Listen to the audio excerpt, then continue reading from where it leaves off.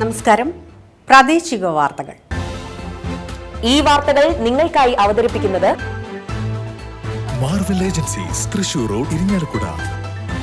ഇരിങ്ങാലക്കുടയിലെ സമ്പൂർണ്ണ digital hub moment super shopping ഡാന ഇരിങ്ങാലക്കുട. നിർമ്മാണ പ്രവർത്തനങ്ങൾ നടക്കുന്ന കുട്ടംകുളം ഇരിങ്ങാലക്കുട നഗരസഭാ അധികൃതർ സന്ദർശിച്ചു.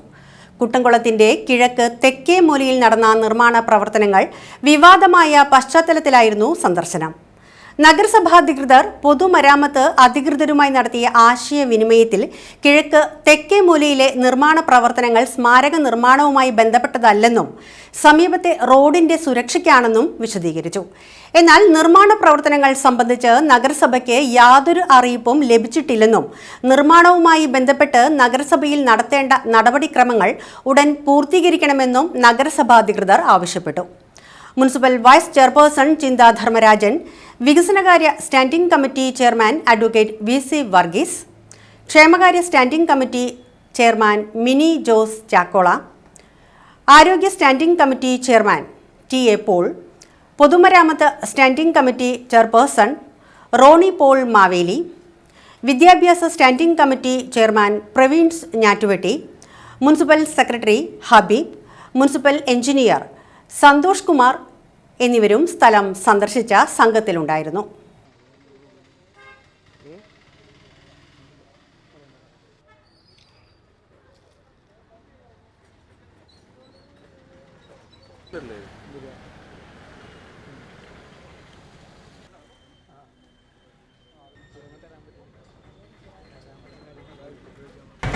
നമുക്കറിയാം, കുട്ടംകുളത്തിൻ്റെ സൈഡ് ഭിത്തി ഇടിഞ്ഞു വീണ് ഗവൺമെൻറ് തലത്തിലുള്ള ഒരാളുകൾ സൊസൈറ്റിക്ക് വലിയൊരു ഫണ്ട് ഉപയോഗിച്ച് നടത്തുന്ന ഒരു പ്രക്രിയയാണ് ഇവിടെ നടന്നുകൊണ്ടിരിക്കുന്നത്.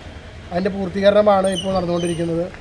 അത് ആ ഉത്സവത്തിന് മുമ്പായിട്ട് പൂർത്തീകരിക്കാം എന്നുള്ള നമ്മുടെ MLAയുടെ ഉറപ്പൊക്കെ ഇവിടെ പാഴ്വാക്കായിക്കൊണ്ടിരിക്കുന്ന ഒരവസ്ഥയാണ് നമ്മളിവിടെ കാണുന്നത്.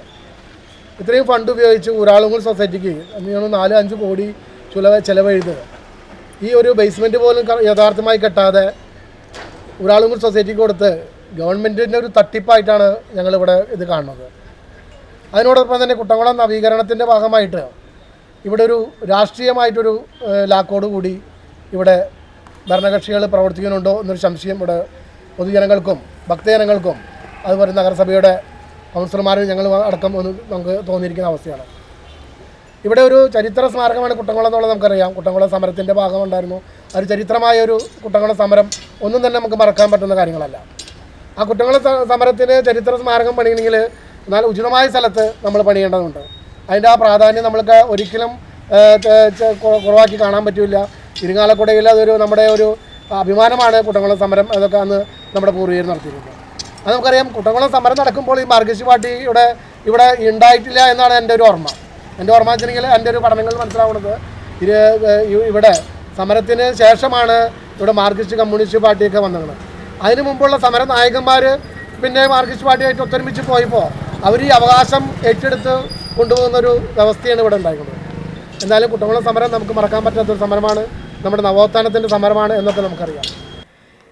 ശ്രീ കൂടൽമാണിക്യം ക്ഷേത്രോത്സവത്തോടനുബന്ധിച്ച് ICL ഫിൻകോപ്പ് സമർപ്പിക്കുന്ന ബഹുനില പന്തലിന്റെ കാൽനാട്ട് കർമ്മം കുട്ടംകുളം പരിസരത്ത് നടന്നു. ICL Fincorp managing director advocate KG Anilkumar, ICL Fincorp CEO Uma Anilkumar, Koodalmanikyam Devaswom managing committee chairman advocate CK Gopi, ഭരണസമിതി അംഗങ്ങളായ doctor Murali Haritham, advocate KG Ajaykumar, K Bindu, Raghavan Mulangadan, municipal councillor PV Sivakumar, advocate Thomas Unniyadan എന്നിവർ പങ്കെടുത്തു.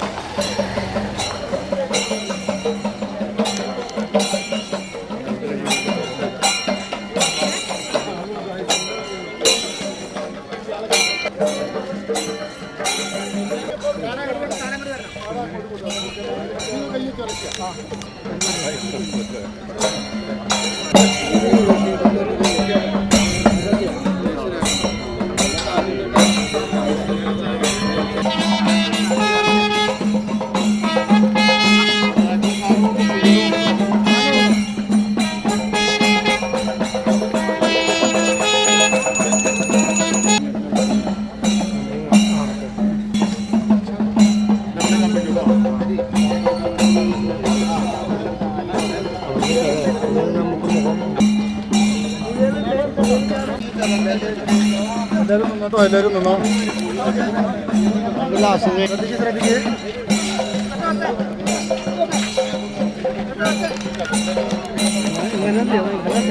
ഓക്കെ.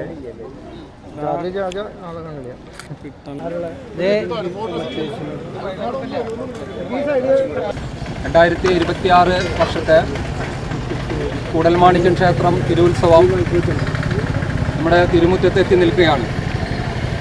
ഏപ്രിൽ മാസം 28-ാം തീയതി കൊടിയേറ്റത്തോടുകൂടി മെയ് 8-ാം തീയതി ആറാട്ടോടുകൂടിയാണ് നമ്മുടെ തിരുവുത്സവം സമാപിക്കുന്നത്. അതിൻ്റെ മുന്നോടിയായിട്ടുള്ള എല്ലാ ഒരുക്കങ്ങളും പൂർത്തീകരിച്ചുകൊണ്ടിരിക്കുകയാണ്. ആ ഉത്സവത്തിൻ്റെ ഏറ്റവും മനോഹരമാക്കുന്ന കാര്യങ്ങളിൽ ഒന്നാണ് നമ്മുടെ ദീപാലങ്കാരങ്ങളും ദീപാലങ്കാര പന്തലുകളും. അതിൻ്റെ കാൽനാട്ടൽ കർമ്മമാണ് ഏതാനും നിമിഷങ്ങൾക്കുള്ളിൽ ഇവിടെ നിർവഹിക്കപ്പെട്ടത്. ദീപാലങ്കാരവുമായി ബന്ധപ്പെട്ട് മുൻകാലങ്ങളിൽ നാം ബസ് സ്റ്റാൻഡ് പരിസരത്ത് നിന്ന് കുടൽമാണിക്യത്തിൻ്റെ കിഴക്കേ നടയും മറ്റു ഭാഗങ്ങളിലാണ് മനോഹരമായ രീതിയിൽ ദീപാലങ്കാരങ്ങൾ നടത്തിയിട്ടുള്ളതെങ്കിൽ ഈ പ്രാവശ്യം ഡാണ മുതൽ നല്ല രീതിയിൽ തന്നെ ദീപാലങ്കാരം നടത്തണം എന്നാണ് ആഗ്രഹിച്ചിട്ടുള്ളത്. അത് നല്ല രീതിയിൽ നടക്കും എന്ന് തന്നെയാണ് വിശ്വസിക്കുന്നത്. അതുപോലെ തന്നെ നമ്മുടെ കുട്ടംകുളത്തിൻ്റെ പണി നടന്നുകൊണ്ടിരിക്കുകയാണ്. അതിന് ചില ദിവസങ്ങളായിട്ട് നമുക്ക് കുറച്ച് മാർഗ തടസ്സങ്ങളുണ്ടായിരുന്നു. എന്തായാലും അതിൻ്റെ പണി 100% പൂർത്തീകരിക്കാൻ സാധിക്കില്ല. എങ്കിലോ നമ്മുടെ ഉത്സവത്തിന് തടസ്സമില്ലാത്ത രീതിയിൽ റോഡ് ഗതാഗതം ആക്കിത്തരും എന്നുള്ള എല്ലാ ഉറപ്പുകളും അതിൻ്റെ ഉദ്യോഗസ്ഥന്മാരിൽ നമുക്ക് ലഭിച്ചിട്ടുണ്ട്. ആ ഉത്സവവുമായിട്ട് ബന്ധപ്പെട്ട് മുൻകാലങ്ങളിൽ ഈ റോഡ് എങ്ങനെയാണോ ഉപയോഗിച്ചിരുന്നത് അതുപോലെ തന്നെ ഉത്സവം നടത്തുന്നതിന് ഈ റോഡ് നമുക്ക് ഉപയുക്തമായിരിക്കും. ക്ഷേത്രോത്സവം അതിൻ്റെ ദീപാലങ്കാര പന്തലിന് കാൽനാട്ടുകർമ്മം ഇപ്പോൾ നമ്മൾ നിർവഹിച്ചുകൊണ്ട് തുടക്കമിടുകയാണ്. ഉത്സവം എന്ന് പറയുമ്പോൾ അത്തരം കാഴ്ചകളൊക്കെ തന്നെ കണ്ണിനും മനസ്സിനും കുളിർമ നൽകുന്നതാണ്. ഏതൊരാൾക്കും വളരെ സന്തോഷപൂർവ്വം ഉത്സവത്തിന് വന്ന് മനം നിറഞ്ഞ് പോകുവാൻ സാധിക്കുന്ന ഒരു കാര്യമാണ്. ഞങ്ങളെ സംബന്ധിച്ചിടത്തോളം ഐസെൽ ഫിലിം സംബന്ധിച്ചിടത്തോളം ഇത് 10ാമത്തെ വർഷമാണ് കുടൽമാണിക്യ സ്വാമിയുടെ തിരുമുമ്പിൽ ഈ ദീപാലങ്കാര പ്രവർത്തനങ്ങൾ ആരംഭിച്ചിട്ടുള്ളത്. അതുകൊണ്ട് തന്നെ 10ാമത്തെ വർഷം വളരെ മനോഹരമായിട്ട് ചെയ്യുവാൻ തന്നെയാണ് ഞങ്ങളുടെ തീരുമാനം. തീർച്ചയായിട്ടും എല്ലാവർക്കും ആനന്ദിക്കാവുന്ന രൂപത്തിലുള്ള അലങ്കാരപ്പന്തൽ ഇത്തവണ വീതി കൂടി തന്നെ നമ്മുടെ കോൺട്രാക്ട് എടുത്തിരിക്കുന്ന കബീറും യൂസഫിക്കയും ഒക്കെ അതുപോലെ തന്നെ ചെയ്യുമെന്ന് നേർന്നിട്ടുണ്ട്. അപ്പോൾ ഇത് വളരെ നല്ല പന്തലായിരിക്കും, മനോഹരമായ പന്തലായിരിക്കും. തൃശ്ശൂർ പൂരത്തിന് കിടപിടിക്കാവുന്ന രൂപത്തിലുള്ള പന്തലുകൾ തന്നെയാണ് ഇത്. സ്വാമിയുടെ ക്ഷേത്രത്തിൽ നടക്കുന്ന തിരുവുത്സവം ഭാരതത്തിലെ ഏകഭരത മഹാക്ഷേത്രമാണ് നമ്മുടെ കൂടൽമാണിക്യ ക്ഷേത്രം. നമുക്ക് എല്ലാവർക്കും അറിയില്ല.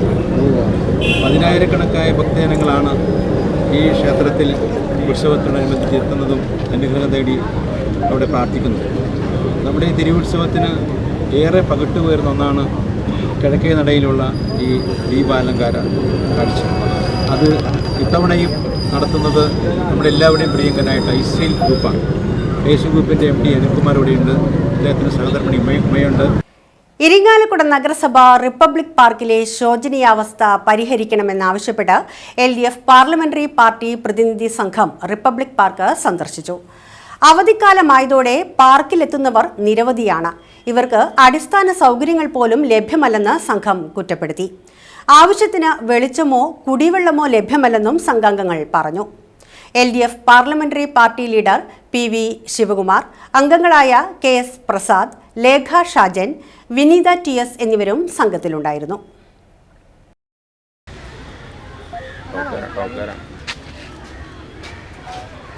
അതിൽ കുറച്ച് വേസ്റ്റ് ആക്കളുണ്ട്.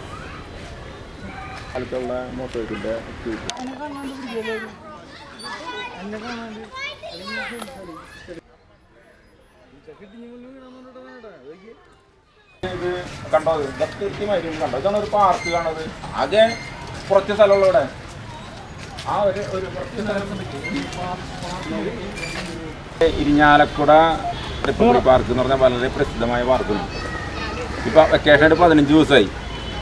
കുറേ കുട്ടികൾ രക്ഷിതാക്കൾ നമ്മുടെ അടുത്ത് പരാതി പറയുക. കാരണം ഇതിൽ വളരെ സൗകര്യക്കുറവ്, കാട് പിടിച്ച് കിടക്കണ്, അതേപോലെ തന്നെ ഇവിടെ വെളിച്ചക്കുറവ് ചില മേഖലയിൽ.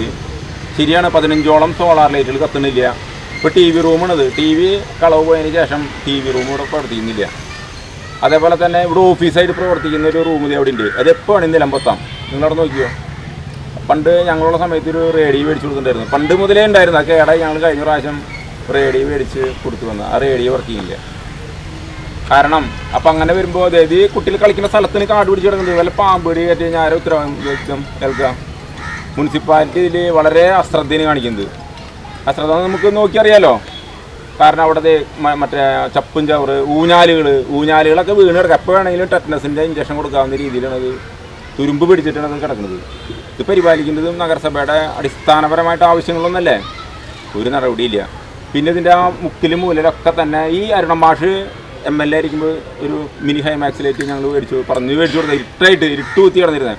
ആ ലൈറ്റ് ഭംഗിയായിട്ട് കത്തുന്നുണ്ട്. 3-4 ലൈറ്റ് പിന്നെ ഇവിടെ കത്തുന്നുണ്ട്. നമ്മുടെ ഓഫീസിൻ്റെ നമ്മുടെ സ്റ്റാഫ് റൂമിൻ്റെ മുകളിൽ 3-4 ലൈറ്റ് കത്തുന്നുണ്ട്. അത് വിട്ട് വെളിച്ചക്കുറവ് വല്ലാണ്ട് വെളിച്ചക്കുറവുണ്ട്. വെളിച്ചക്കുറവെന്ന് പറഞ്ഞാൽ ഈ സ്ഥലത്തിൻ്റെ പല മുക്കിലും മൂലയിലും വെളിച്ചില്ല.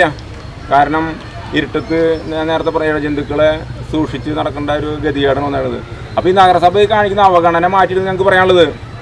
അവഗണന എന്ന് പറഞ്ഞു കഴിഞ്ഞാൽ ഈ വെക്കേഷനിൽ ഇപ്പോൾ ചെയ്യേണ്ടത്, അല്ലാണ്ട് വെക്കേഷൻ കഴിഞ്ഞിട്ട് ചെയ്തിട്ട് ഈ 2 മാസം മധ്യവേനൽ അവധിയിലാണ് ചെയ്യേണ്ടത്. ഇരിങ്ങാലക്കുട രൂപതയിൽ 2010 ഏപ്രിൽ 18 ആരംഭിച്ച ബ്ലെസ് എ ഹോം പദ്ധതി സമഗ്ര കുടുംബക്ഷേമ പദ്ധതി 18 വർഷങ്ങൾ പിന്നിടുന്നു. ഇതോടനുബന്ധിച്ച് ശനിയാഴ്ച ഉച്ചതിരിഞ്ഞ് 2:30 ബിഷപ്പ് ഹൗസിൽ ചേരുന്ന വാർഷിക സമ്മേളനം രൂപതാ ബിഷപ്പ് മാർ പോളി കണ്ണൂക്കാടൻ ഉദ്ഘാടനം ചെയ്യും. പദ്ധതിയുടെ ആദ്യഘട്ടത്തിൽ 2443 കുടുംബങ്ങൾക്കായി 12.63 കോടി രൂപയും പ്രളയകാലത്ത് 1019 കുടുംബങ്ങൾക്കായി 1.29 കോടിയും ചെലവഴിച്ചു. ഇപ്പോൾ ജാതി മത ഭേദമന്യേ 406 പാവപ്പെട്ട കുടുംബങ്ങൾക്കാണ് സഹായം നൽകിക്കൊണ്ടിരിക്കുന്നത്. ഇരിങ്ങാലക്കുട തെക്കേ അങ്ങാടി ബ്രഹ്മകുളത്ത് പൊക്കത്ത് വിൻസെന്റ് അന്തരിച്ചു. 67 വയസ്സായിരുന്നു. സംസ്കാരം ശനിയാഴ്ച രാവിലെ 9:30 സെന്റ് തോമസ് കത്തീഡ്രൽ ദേവാലയത്തിൽ നടക്കും. മെറീന ഭാര്യയും മഞ്ജു, വിനു, മനു എന്നിവർ മക്കളുമാണ്. ടോണി മരുമകനാണ്. ഇരിങ്ങാലക്കുട ഐക്കരക്കുന്ന് കിഴക്കുനൂടൻ രാമകൃഷ്ണൻ ഭാര്യ ദേവകി അന്തരിച്ചു. 90 വയസ്സായിരുന്നു. സംസ്കാരം നടന്നു. തങ്കം, രാധിക, വത്സൻ, ശിവൻ, ഗീത എന്നിവർ മക്കളും സുധാകരൻ, ഭഗവത്സൻ, വസന്തബാബു, റിനി, രേഖ എന്നിവർ മരുമക്കളുമാണ്.